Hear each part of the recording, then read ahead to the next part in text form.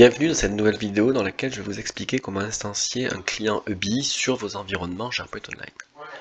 Il y a deux cas. Le premier cas, qui n'est pas le mien aujourd'hui, c'est dans le cas où sur votre tenant, vous n'aviez pas une première fois déjà instancié un client. Donc là, vous allez devoir faire la manipulation que je vais vous montrer aujourd'hui, que moi j'ai déjà réalisé d'ailleurs, parce que sur mon tenant de démo, j'ai beaucoup de sites de démo qui incluent déjà du EBI.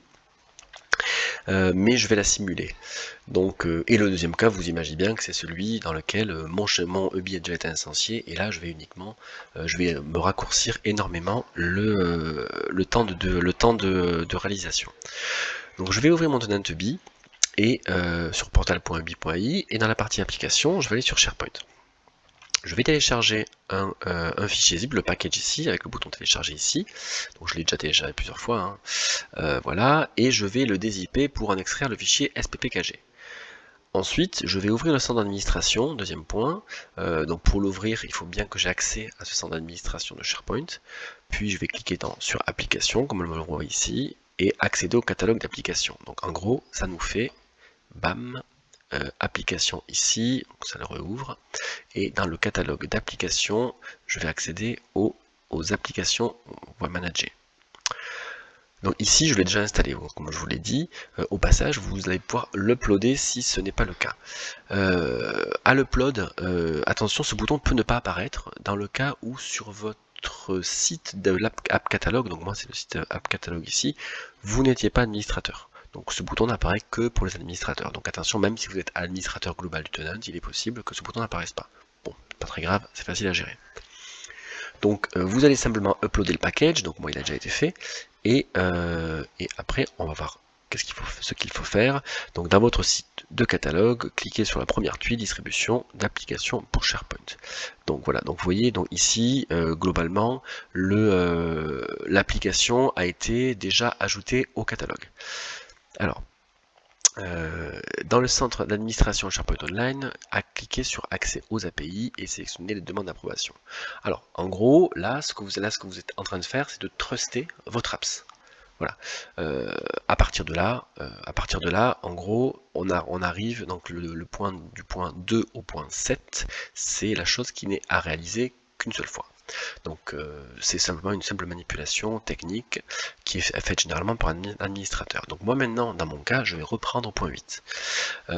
Donc je suis sur mon site EBI de démo. Je vais rajouter ici une nouvelle application.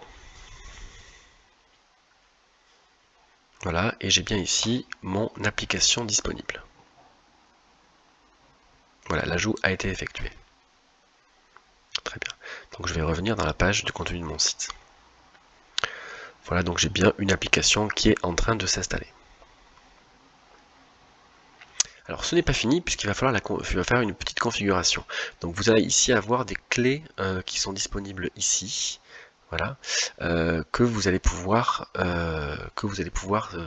intégrer dans EBI. Donc c'est très simple, de toute façon EBI va vous le dire, hein, au premier chargement ici. Voilà, il vous demande les clés d'accès et l'ID de l'application. Donc ça, vous ne l'avez que si vous ne l'avez pas fait une première fois. Donc hop là, donc, la clé d'accès, elle est copiée, elle est là. Voilà, l'ID de l'application, il est là, hop, initialisé, voilà. Donc maintenant, j'ai bien un EBI qui est disponible. Alors pour l'instant, il ne va pas vous dire grand chose. Pourquoi? Parce que, alors si, il va vous dire les questions de base. Pourquoi? Parce que pour l'instant, il n'est pas mappé. Donc je vais rester sur mon portail ici et je vais déclarer mon canal.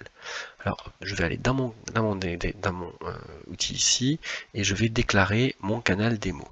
Dans mon canal démo, j'ai plusieurs canaux hein, qui ont été déclarés, mais je vérifie que je n'ai bien pas celui-ci. C'est très bien, il n'y est pas.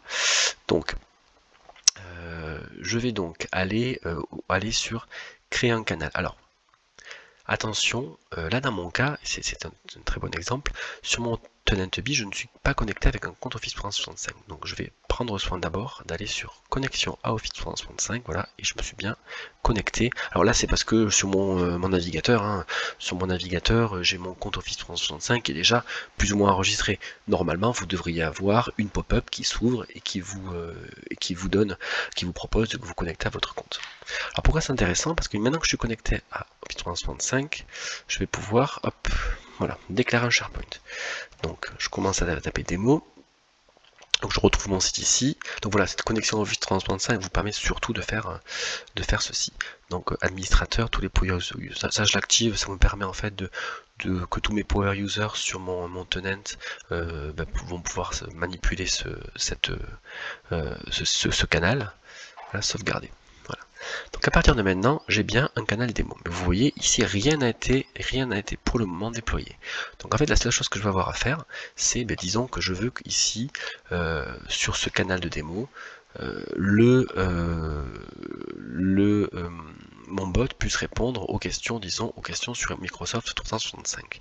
Je vais simplement ici définir. Là-dedans, je vais mettre démo. Voilà, c'est celui-ci, mettre à jour.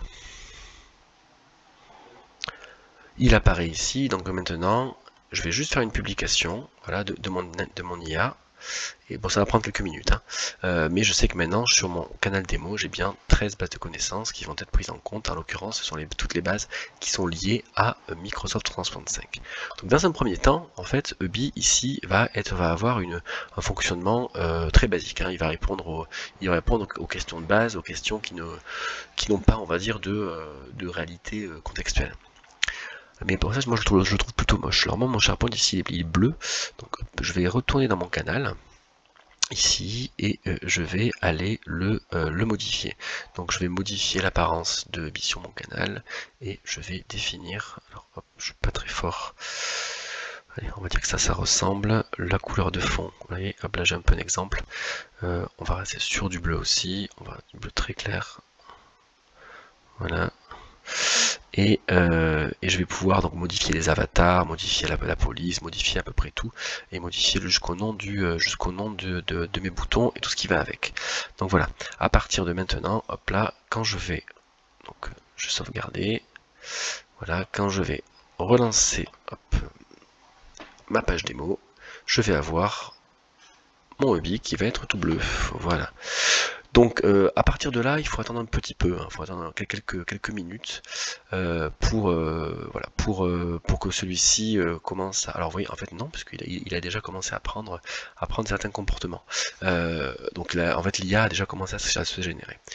Donc là, ce sont mes scénarios par défaut, mes contenus par défaut. Donc à partir de là, je vais pouvoir assez rapidement lui répondre aux questions des utilisateurs, quel que soit le contenu qui aura été publié.